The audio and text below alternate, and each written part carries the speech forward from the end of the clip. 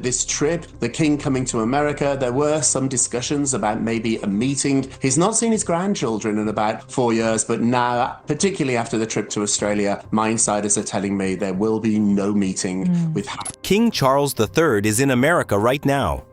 He's sitting in the White House. He's shaking hands with Donald Trump.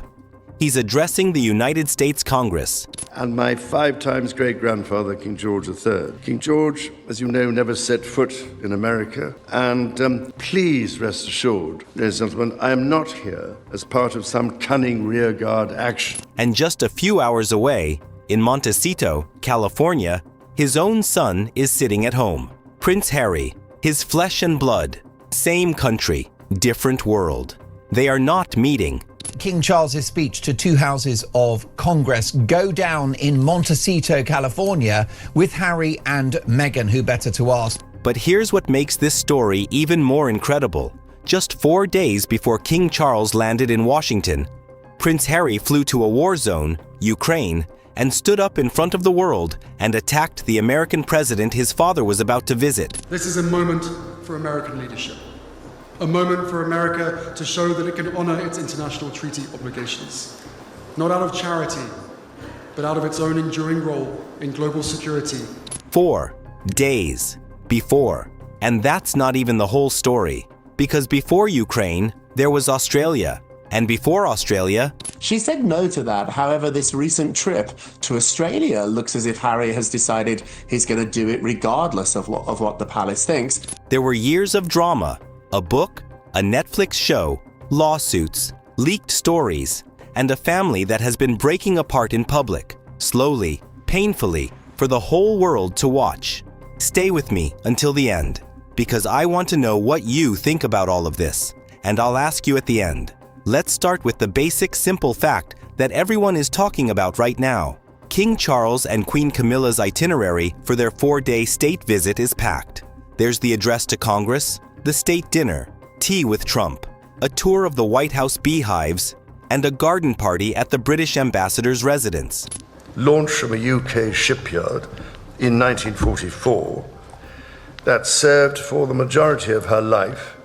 And then New York and Virginia. But California, nothing. King Charles does not plan to visit his son Prince Harry during his official United States visit. Charles and Queen Camilla will not travel to the West Coast to see Harry. Charles will not be reuniting with Prince Harry, Meghan Markle, and his 2 grandchildren, Archie and Lilibet. Buckingham Palace officials declined to comment when asked whether the king and his younger son would meet. Think about that. A father flies to the same country where his son lives, and Buckingham Palace won't even confirm or deny whether they'll speak. Now, how did things get this bad? It didn't happen overnight. The royal family experienced a public fallout after Harry stepped back from his royal duties in 2020 and relocated to California with his wife Meghan. Family relations were further strained by Harry's tell-all memoir, which detailed experiences from his time in the royal family, and by a 6-part Netflix series chronicling his relationship with Meghan. Meghan and I met over Instagram. I was scrolling through my feed and someone who was a friend had this video of the 2 of them. It was like a Snapchat. Oh gosh, isn't that whole thing? It started like dog ears. Dog ears. And that's what he saw of me. And the rift with the royal family. Harry also undertook a 3-year lawsuit fighting British authorities over the decision to scale back his family's UK police protection. After losing the suit, Harry said the legal dispute had worsened his fractured family relationships. He told the BBC he has forgiven his family and that he would love reconciliation, but that his father won't speak to me because of this security stuff. And now there's a new twist in this story. Australia. Just weeks before King Charles flew to America, Harry and Meghan went to Australia. On the surface, it looked like a tour. Charity events, public appearances, the Invictus Games Foundation work. But from the very beginning, it was surrounded by controversy. Australian taxpayers will fund some of Prince Harry and Meghan's tour of Australia, despite their team previously insisting the trip was being funded privately. Police in Victoria and New South Wales confirmed they will provide security operations for the private tour. more than 43,000 people signed a petition demanding no public money be spent on the visit. And the money? That 9-day tour reportedly cost Australian taxpayers more than $400,000, a figure that raised serious questions given this was supposed to be a private trip, not an official royal visit. But here's the thing that made people even angrier. This wasn't just a charity trip. It was a commercial one. Even before they arrived, some complained about the couple's attempt to cash in on their titles. As one newspaper column put it, to use Australians as an ATM. Meghan hosted a private ticketed event in Sydney called Her Best Life. Tickets priced at up to 3,199 Australian dollars. Harry spoke at the Interedge Psychosocial Safety Summit in Melbourne, with tickets costing close to 2,000 Australian dollars. So here's the picture. Harry and Meghan arrive in Australia, a country where King Charles is the head of state, pay for their own plane tickets on a commercial Qantas flight, but let the Australian taxpayer cover the police security bill. And in between visiting sick children in hospitals and war memorials, they're charging thousands of dollars for people to attend private events with them. The tour was part celebrity, part charity, a mix of quasi-regal public engagements and private commercial events that blurred the line between royal status and private enterprise. And back at Buckingham Palace, King Charles was watching all of this. According to royal commentators, King Charles is reportedly reluctant to invite Prince Harry to Sandringham this summer if Meghan uses a UK visit to promote her lifestyle brand. The king is said to be wary of the monarchy being used to promote commercial projects. Royal writer Richard Palmer argued that any visit involving Harry and Meghan would need careful choreography to be seen as a family occasion rather than a brand-building opportunity. The king will not want to be the backdrop or to be seen endorsing a commercial launch, Palmer said. The Australia tour didn't just embarrass the family. According to sources close to the palace, it damaged whatever fragile progress had been made toward reconciliation. And then, just when things couldn't get more complicated, Harry got on a plane to Ukraine, April 23, 2026. 4 days before King Charles was due to land in Washington, D.C., for the most important trip of his reign, his son Harry arrived in Kyiv, Ukraine. The Duke of Sussex stepped off an overnight train from Poland at Kyiv's Central Railway Station at 8 a.m. before delivering the keynote address at the Kyiv Security Forum, an unannounced visit that placed him at the center of an international diplomatic row within hours of his arrival. Harry issued a message directly to two presidents, Trump and Putin, about the war in Ukraine. He was speaking at the Kyiv Security Forum, meeting senior Ukrainian military figures and thousands of soldiers who have been seriously wounded in the conflict. Now Harry was careful. He opened his speech by saying, "I am not here as a politician." But what he said next was deeply political. Harry told the Trump administration, "This is a moment for American leadership, a moment for America to show that it can honor its international treaty obligations, not out of charity, but out of its enduring role in global security and strategic stability." He was referring to the Budapest Memorandum, a 1994 agreement where Ukraine gave up its nuclear weapons in exchange for security guarantees from America, Britain, and Russia. Harry was essentially saying, America made a promise to Ukraine. It needs to keep it. This was a direct challenge to Donald Trump's position on Ukraine, delivered publicly, in Kyiv, on international television. And Trump's response? Immediate and cutting. Trump brushed off Harry's remarks, saying, "I know one thing. Prince Harry is not speaking for the UK. That's for sure. I think I am speaking for the UK more than Prince Harry, but I appreciate his advice very much." Then he quipped, "How's he doing?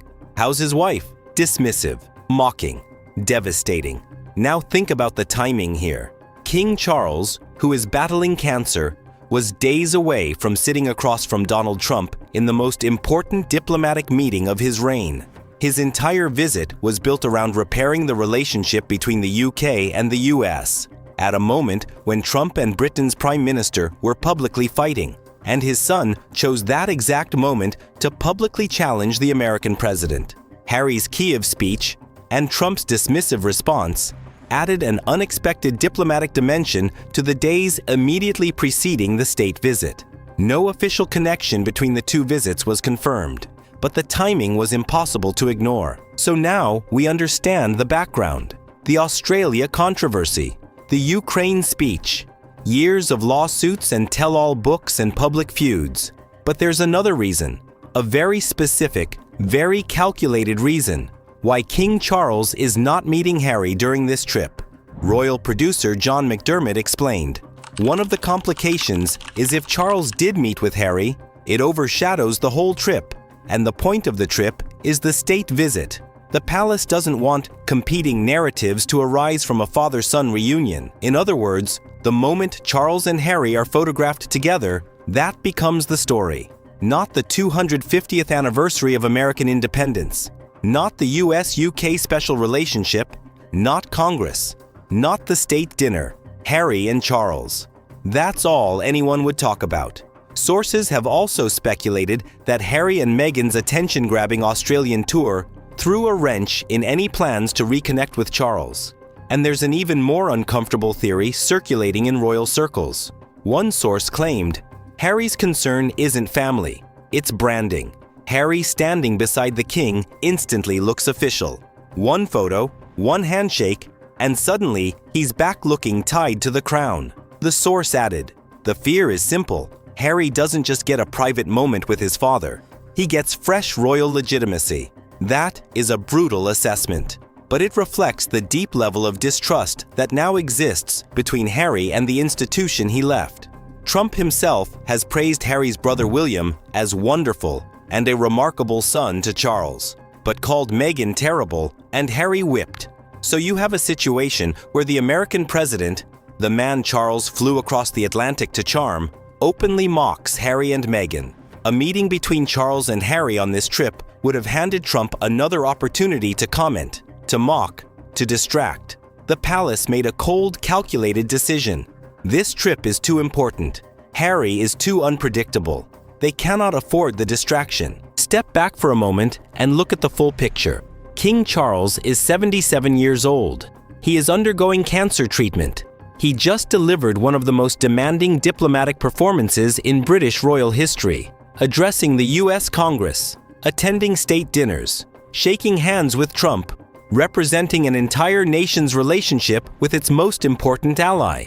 He did all of that while knowing his son was just a few hours away by plane. His grandchildren, Archie and Lilibet, whom he rarely sees, are in California, and he chose not to go.